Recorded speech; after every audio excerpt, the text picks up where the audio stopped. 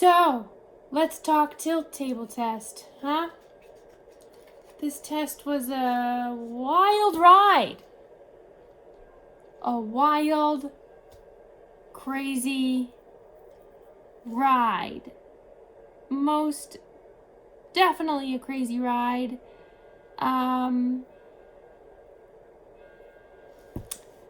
Yeah, so today it is November 2nd.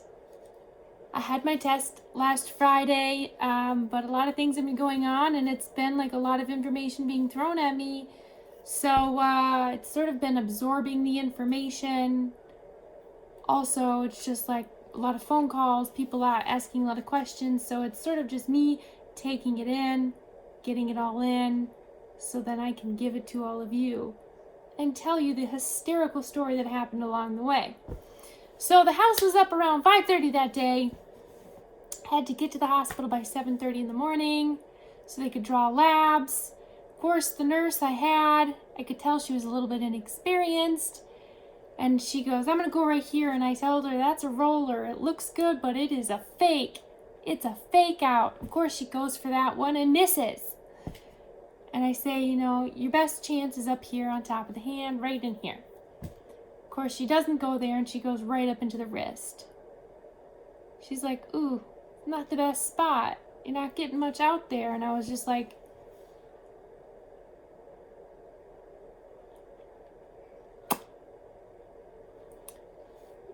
and it's sometimes frustrating when like the person tells you here's the best spot for it, and it's like they're wearing like their medical band with a million little ABCs on it, and it's like when there's a frequent flyer telling you where to put it, like you should just maybe listen. She also was going to go for the beast, and I was like, don't go there. That's like Mario level, like when you hit the star and it's like do do do do do do do do do do do do do. So don't go there unless you're really experienced and like you know where you're getting it. Like I've only had 4 people hit it, and they hit it right on the spot, and it's just like boom, tube tube tube tube tube tube tube, bam, done. Only had 4 people hit that spot right on the dot because it's so deep, and I wasn't gonna have that lady go digging. And then I was like, so since you're doing the bloods, are you going to put the IV in at the same time? She says, no, your nurse is going to do that. It's like, so we're drawing bloods at 7:30 in the morning and we're not going to put the IV in yet? Okay, going to be a long day. So then I get put back in the waiting room. Haven't eaten since 7 the night before. No liquids, no meds. I'm off my heart meds for I think 2-3 days now.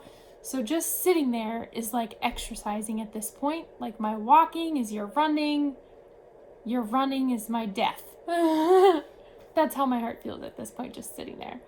I get wheeled back and I'm like, oh, my mom can come back with me because of COVID. They're like, oh yeah, we're just bringing you to like pre-op, which is just like a room that looks like a hospital room. Basically looks like you're bringing you back into the ER rooms, into like your waiting room. So they tell you to wear like a t-shirt and yoga pants, the whole thing. And then they tell you to get butt naked and like just leave your panties on. I'm like, why do they tell you to do these things? Why do they give you all of these pre-procedure things and then they never follow them ever? We follow the instructions always, but they never follow them. It's like, we picked out these specific clothes because you told us to do it, and now you're not doing anything about them. So we got into them, and because the bloods came back, they're like, your potassium's super low, so we're going to have to give you some potassium. Also, we're going to give you some fluid now. And it's like, you told me not to eat or drink or do anything, and now you're pumping me full of fluids. This doesn't make sense. Also, because of this test, fluids help with your heart rate. So it's like, why are you putting fluids in before we run this test? Fluids help with the heart rate. Why are we doing this? So there's a lot of things that were just confusing me in this whole test. So then she brings in a cup of potassium while I was laying there, waiting for the test. Brings in a packet of potassium, and peels it up and pours it in. I can smell the citrus from across the room. For all you mass sellers listening out there, I'm super allergic, super reactive, to citrus, to the point where it looked like Fanta being poured into the cup. Now, I don't know if potassium always looks that color, but It looked like a cup of Fanta, and I kept asking her, what's on the packet? Can you let me read the packet? Can I touch the packet? Can I see the packet? Can I read the packet? Let me just read the packet. Let me just read the packet. She said, just says potassium, you're fine. I was really frustrated because it's like, what if you are just about to give me something that ruins this tilt table test that I've been waiting for a solid year to get into? And you just ruined it by giving me something here. Also, I have an IV in with fluids. Why don't we just IV it in? It takes longer, whatever. They wanted my potassium up, so we got the potassium up. Still was very nervous because that was very orange substance. So, food dye, check. Have a reaction to those things. Citrus, have a reaction to those things. Nothing really did happen. My lips got a little tingly. So there was a small reaction to that. Nothing big, nothing harmful. But was not happy to drink that. As soon as I drank it, started gagging, needed the bag. Did not throw it up. I asked for some ginger sniffs. She was very confused. I said, do you have any essential oils? And the lady brought me back a little cup of peppermint. Sit and sniff on through my mask, which was wonderful. Kept the fluids going. My stomach got very upset after the potassium. We laid there for 3.5 hours waiting for this test. 3.5 hours was just like, why did I have to get up at 5:30 in the morning to get there at 7:30 for a test that didn't even get started until about 1 o'clock in the afternoon? Whew.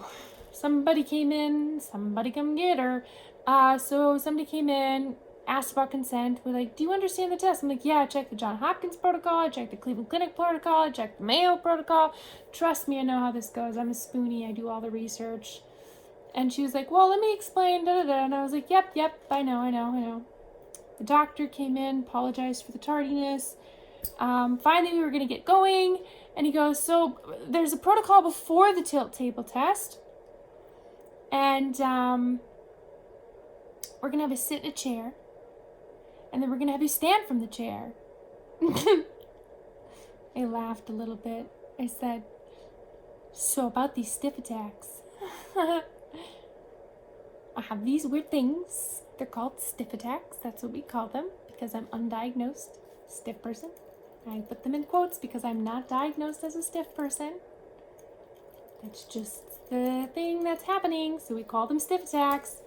Anytime I move, things happen. But that's probably what you're going to see today. He says, okay, maybe we'll only stand you up for like 10 minutes then. I said, I'll be a good sport. I'll do my best as long as someone's there to like hold me up. So, you could tell he's like, well, maybe we'll flip the table and do the chair first. Or he's like, no, we got to keep protocol. He's all about protocol.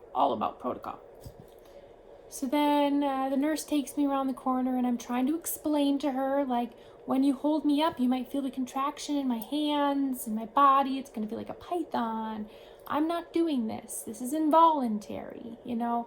If you need to put me down and I can't talk because my jaw locks up, I'm going to go, That's going to be my hard stop. If you can't put me on a chair, put me on the floor. If you can't get me on the floor, put me on a table. Whatever's convenient. I give you consent to lay me anywhere you want. You know, so I'm just trying to like explain to her all the forms of the stiff attack, what it may look like, trying to prepare her so she's not scared. Clearly I didn't prepare her well enough, or clearly she just wasn't listening at all. This lady lost her nurse face, her nurse hat, her nurse clothes. She lost her shiitake mushrooms so fast out the door. It was just like, ah! Yeah, she lost her cool. And including in front of my mother when she brought me back. So we get in there. It's really bright and very cold, and so I have my big glasses on, my big headphones on, got my collar on. We're in there and it's extremely cold, which I tell them the cold will trigger my stiff attacks. So they wrap me up in nice and warm stuff. Then they put a blood pressure cuff on me, but the blood pressure cuff they use for these tests don't go around your arm, they go on your finger. It felt like a baby or a cow or a snake going like this. It's just wrapped around right here, but it's going like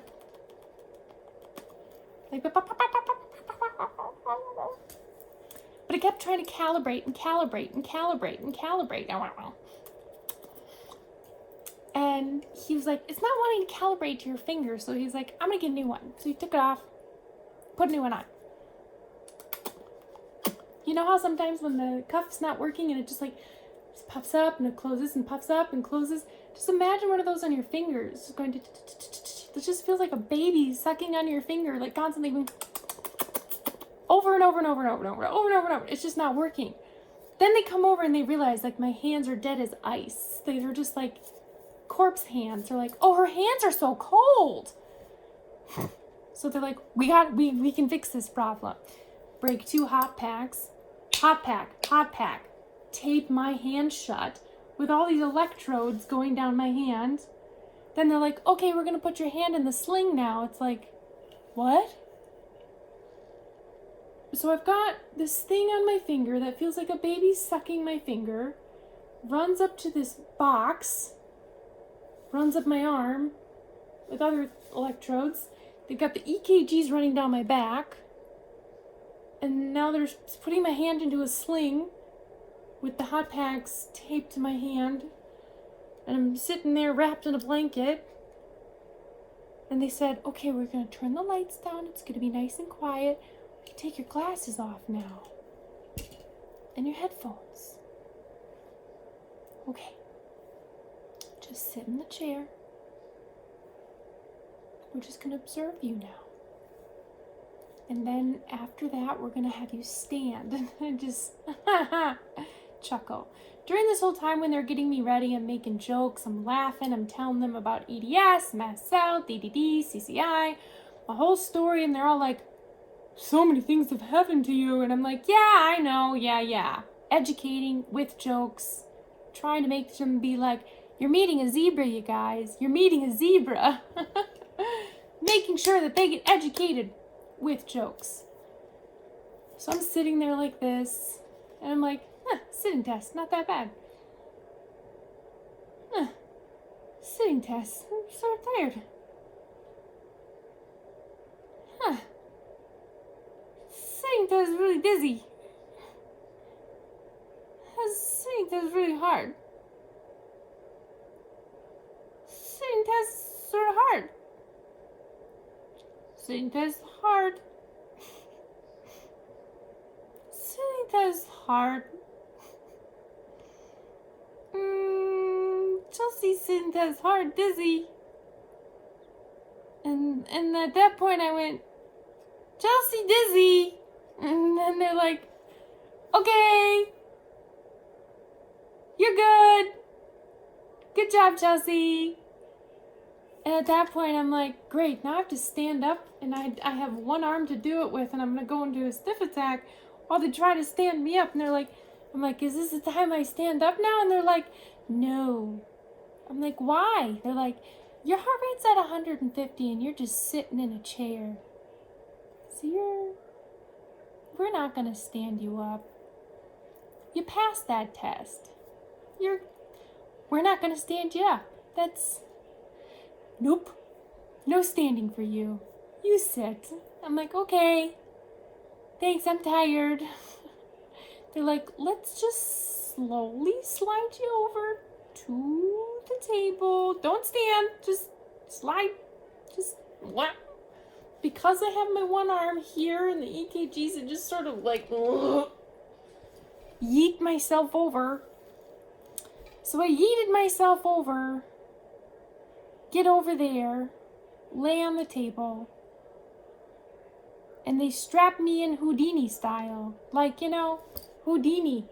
Like, not escaping from his jacket, no tricks attached.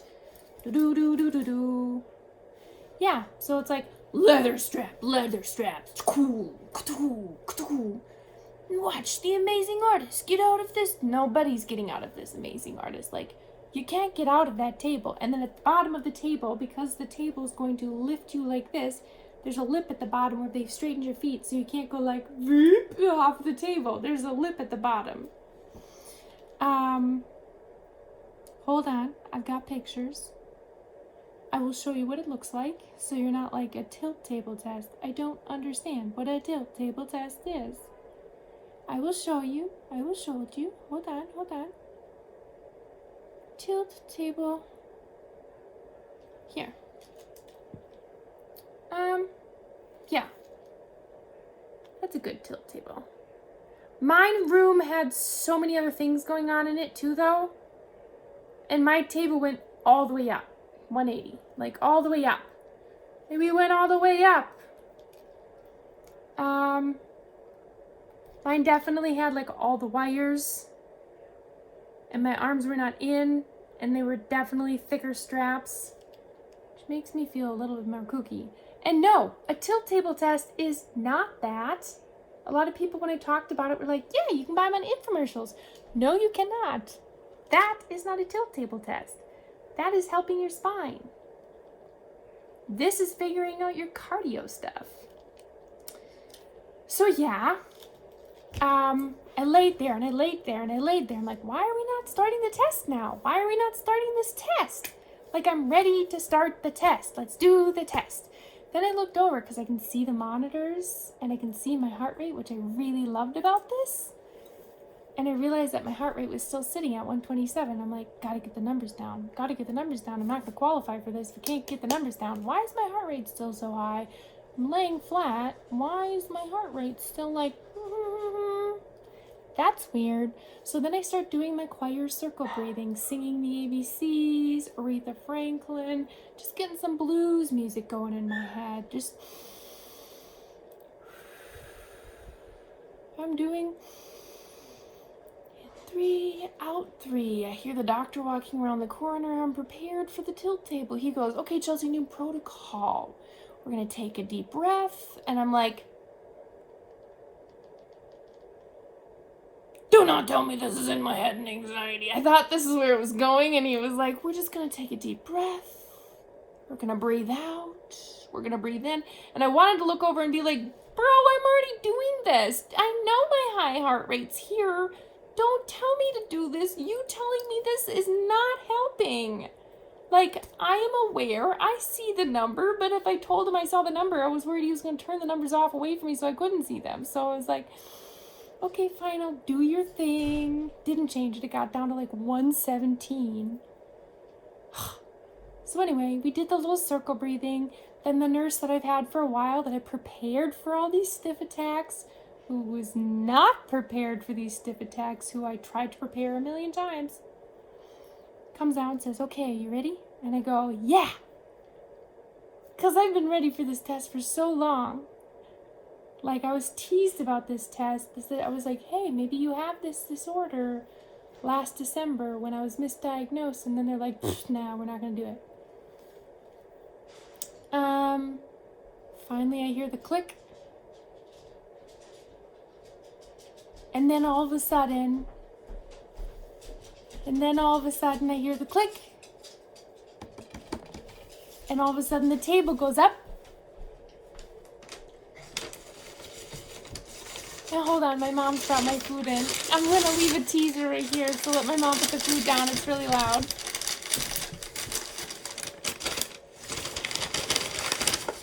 One second.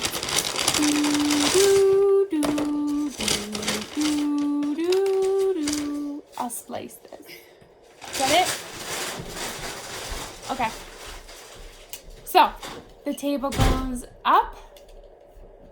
And it literally goes whoop. And in a second, it was stiff attack. Stiff attack.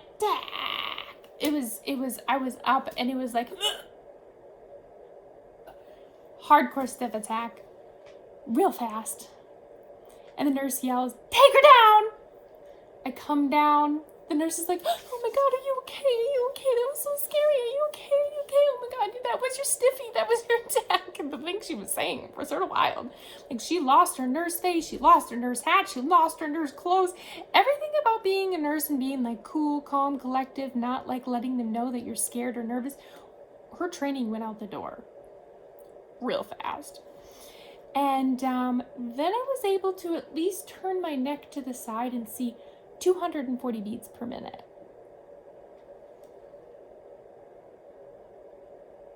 it was jumping between like 200, 217, 240, 222. I was still conscious at 240. 240 beats per minute during my stiff attack. And I was conscious. My jaw was locked, everything else was locked. I was just like this. And I'm looking at her and I'm just like looking over. I have never seen an EKG machine just go like. I did see their cursors like clicking and dragging and like pointing and circling and like it was like orgasmic for all the cardios in there. They were just like, look at this. What? Yeah. So they were having a heyday in the cardio lab because they will probably never see that again. And it was just like, so I'm sitting there like this, mumbling as much as I can. The nurse is just sort of petting my head and my face and telling me everything's okay and you'll be okay, I'm so sorry, and like feeling how stiff I am and like comforting me. But the one thing that was really nice about the whole thing is I finally feel freaking validated that like professionals finally saw a stiff attack and it was recorded. For the first time in history, in my medical history, it was recorded. Like, you know what I mean? It was finally recorded. So then all of a sudden across the room I hear low battery. Low battery. Low battery. And then you hear shoot. I go, what is it? The AED machine's out of batteries. It's like, great. So somebody decided to die in the cardio lab. You don't have a cardio machine, an AED machine. Somebody runs out the door and gets a new AED machine. Then they're like, we're going to draw some labs from your IV. And I go, you're thinking hyperengenic POTS, maybe? Yeah. They're like, yeah, your heart rate is just like, whoa. It's like, cool, yeah. So she's moving around the IV. It's really uncomfortable. The IV spot they put it in was like miserable spot. She couldn't get any blood from my IV spot, which I had a feeling was going to happen because shortly before that I was feeling dripping. And sometimes I get these feelings of like dripping down my leg and like bugs. But that's like a neuropathy thing. But when you're in a hospital, you don't tell people that you feel bugs on your legs because, you know, that can be misinterpreted sometimes.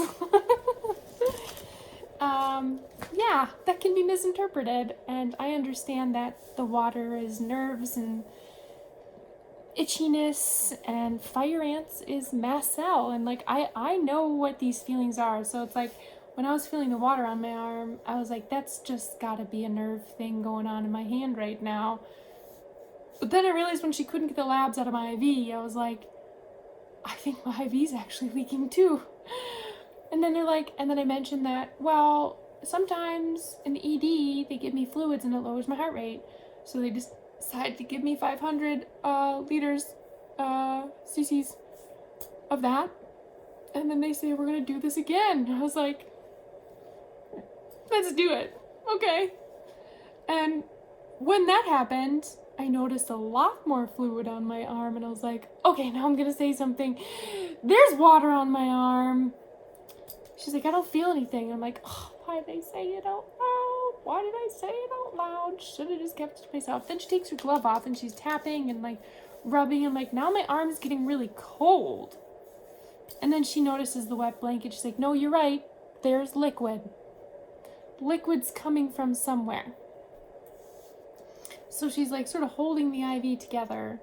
So it's like, we got the thing on the finger that didn't want to work because my blood doesn't want to work in my fingers. We got the IV that couldn't give blood. Now we have an IV that's leaking. We have the AED machine that just didn't want to work. We have a nurse that just lost her nurse hat and just decided to freak out. Huh. Okay. And now we're going for round 2. let's go for round 2. Table's down, table goes up with the fluids. Lasted about 3 minutes. I was like, okay, we're lasting a bit longer. Okay. I said, nope, keep it up. I'm getting dizzy. Feels hard to breathe. Keep it up. I can feel contractions. Keep it up. A little bit lightheaded. Keep going. A little bit lightheaded. Contractions getting harder.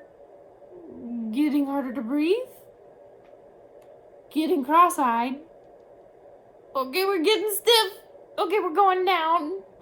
By the time I came down, I was purple in the face and it had got my lungs and my stiff attack.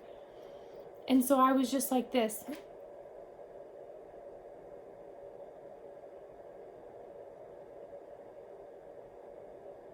When I came down. And I don't know how long it was. I didn't even have a chance to look over at the monitor at that point. I just know I was purple in the face because she was doing one of these things. Breathe. Breathe. Chelsea, breathe. Breathe. Come on. And I was like, how does this help anything? Stop slapping me, people. Every time I do this, people just start doing this to my face. And it's just like, it's the most uncomfortable sensation. I'm wide awake. I can see you. I'm looking at you while you're slapping me. It's like my lungs go like this. Start slapping these things. Slap the lungs. Wake these guys up. I don't know.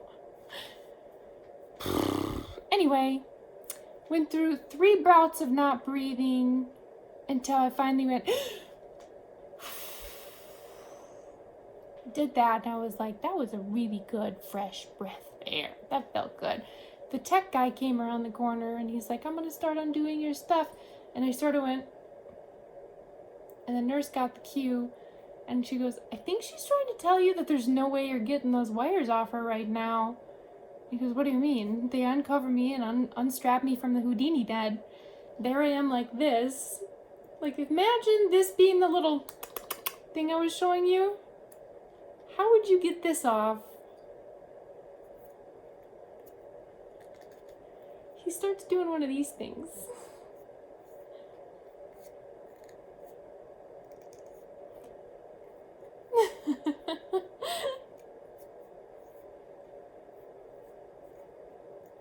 It's like, am I a puzzle? And I sort of was like, consent. I consent for you to fondle my fingers.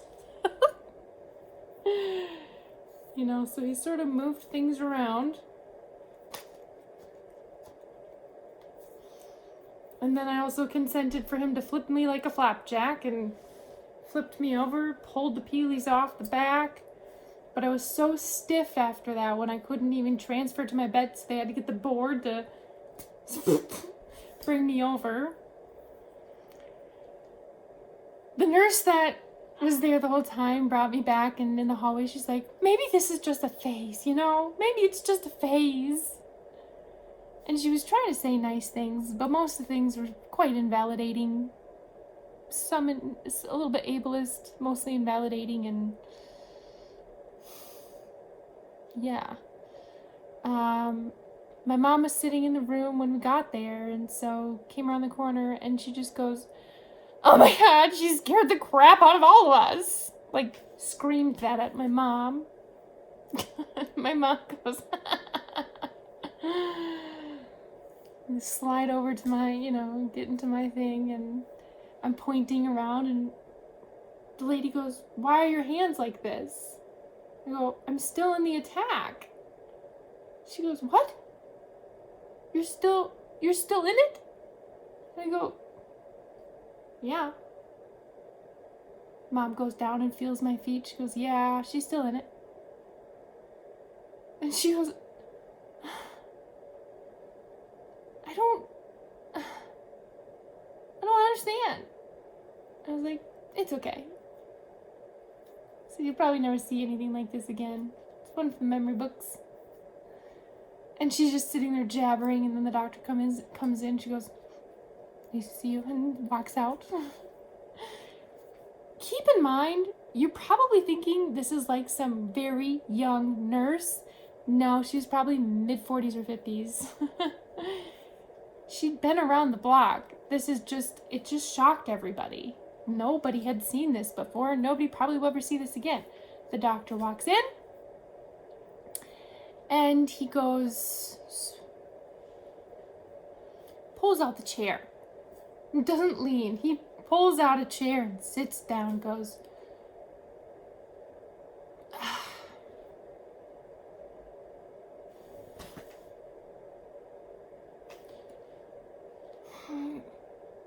so we got, obviously this is a complex case. We got a lot of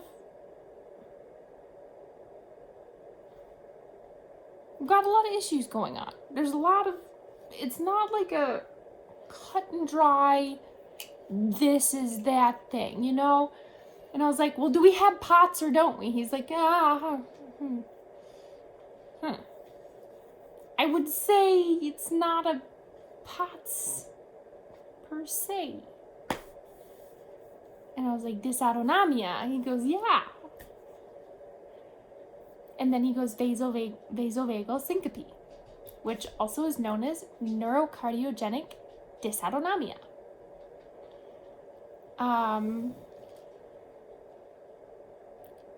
Which, let me give you a definition of dysautonomia. Dysautonomia, an umbrella term used to describe neurological disorders that cause a malfunction of the autonomic nervous system, ANS, which regulates heart rate, blood pressure, digestion, kidney function, temperature control, and more. Under dysautonomia, do you see under there all those little letters? Here's POTS, which we thought we were going for. Here is the one I was just talking about right there, okay? It goes by VVS, vasovagal syncope, also known as neurally medicated hypertension or neurocardiogenic syncope. Right there. There's all these terms underneath dysautonomia.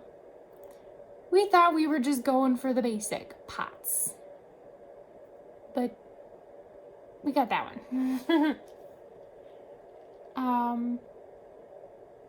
Dysautonomia can impact many different organs, which can result in many different symptoms. Dysautonomia, heart, lungs, stomach, large intestine, small intestine, pancreas, gallbladder, bladder, blood vessels, eyes, kidneys, immune system, spleen, skin. It's a lot, you guys. And if you know me, it makes a lot of things make sense. Neurocardiogenic syncope is the most common form of dysautonomia. NCS impacts tens of millions of individuals worldwide. Many individuals with NCS have a mild case with a fainting spell once or twice in their lifetime. However, some individuals have severe NCS, which results in fainting spells several times per day, which can lead to falls, broken bones, and some traumatic brain injuries. Individuals with moderate to severe NCS have difficulty engaging in work, school activities due to the frequent fainting attacks. There is currently no cure for dysautonomia, but secondary forms may improve with treatments to the underlying disease. There are treatments available to improve. They're both with medication, lifestyle changes, adaptations, but even using all treatments available, many dysautonomia patients experience disabling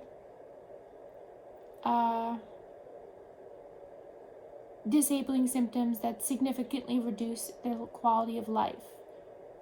Here are some symptoms: balance problems, noise and light sensitivity, shortness of breath, chest pain and discomfort, dizziness, lightheadedness, vertigo, swings in mood and skin temperature, ongoing tiredness, visual disturbances and blurred vision, difficulty swallowing, nausea and vomiting, GI problems, constipation, fast or slow heart rate, heart palpitations, brain fog, forgetfulness, can't focus, large swings in heart rate and blood pressure, weakness, mood swings, fainting, loss of consciousness, less sweat than normal, or not at all. Sleeping problems, migraines or frequent headaches, dehydration, frequent urination or incontinence, erectile dysfunction, low blood pressure, exercise intolerance, heart rate does not adjust to change in activities. Certain conditions and events can bring on the symptoms of dysautonomia. These triggers can include alcohol consumption, dehydration, sweat, tight clothing, and hot environments. Hence why I've never done well at camp in the summer times. That's where a lot of it. So we got that, but then all of a sudden, the news got a little heavy. Well, then he told us I need to be drinking Pedialyte like a frat boy during homecoming, uptake my salt like a horse, which we've been doing already, invest in Spanx. Well, girlfriend, boyfriends, who's ever watching, I've been wearing Spanx my whole life. I used to be a model. I still got my whole collection, so don't worry about that. Potassium's low, so we're adding that supplement. We're adding a new heart medication to the heart medication I am already taking. And that heart medication now will be coming from over the border because my insurance doesn't cover it, but he's got the hookup. Yeah. And then things got a little heavy, which was just like, oh, that was not what I was expecting. So then he said, your heart is working really hard to be a heart. And that was the part that got heavy. He said, there's something that's not right, and I think you have a stiff heart. Now, there's older people that they used to use stiff heart syndrome. That was like congenital heart failure. That's not the part he's looking at. He is looking at restrictive cardiomyopathy. Is characterized by stiffening of the heart ventricle walls and loss of myocardial flexibility due to the infiltration by abnormal tissue, resulting in inadequate ventricle filling with blood and eventually the loss and an inability to pump properly. Now, I had mitral prolapse when I was younger and it fixed itself, luckily. Now, having Ehlers-Danlos syndrome, tissue. If you can't connect the issue, then connect the tissue. This is involving tissue. So in order to get this all figured out, we're going to be doing an echo in November here. We have to schedule it.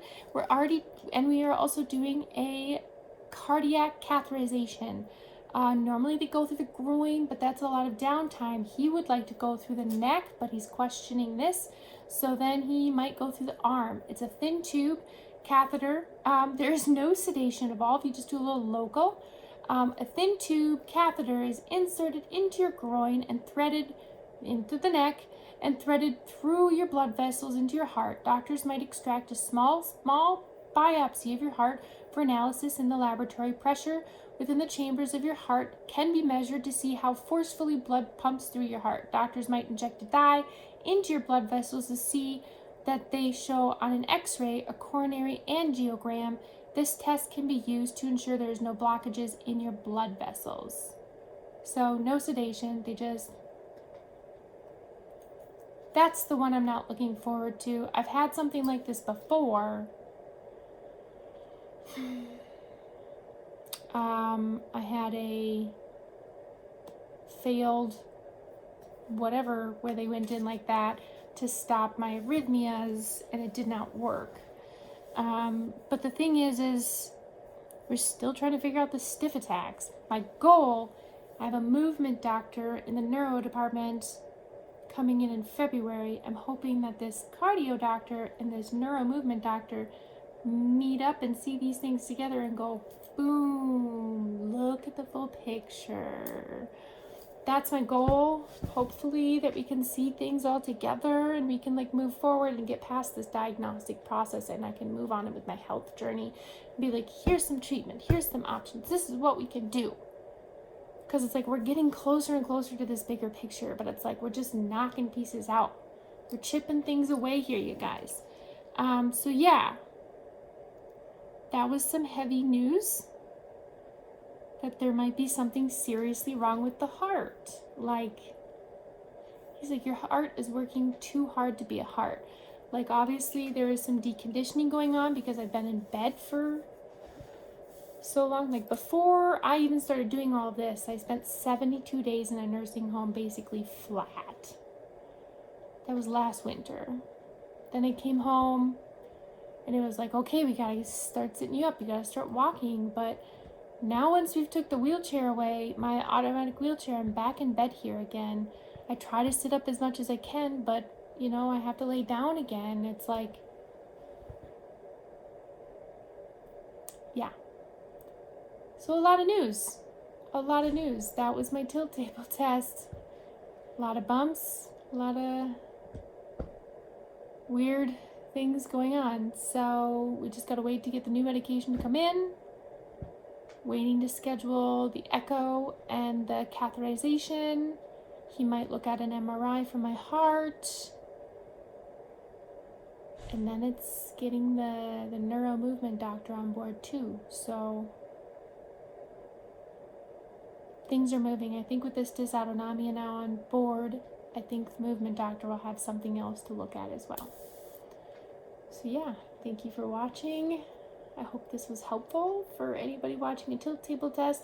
This is not a normal tilt table test. This was a wild tilt table test. Just saying. So if you're looking for a normal tilt table test and how it should go, this is not a video to watch. This is like a Wild Wild West. This is how the Wild Wild West does it. So I hope you have a good night. I hope you all are staying well.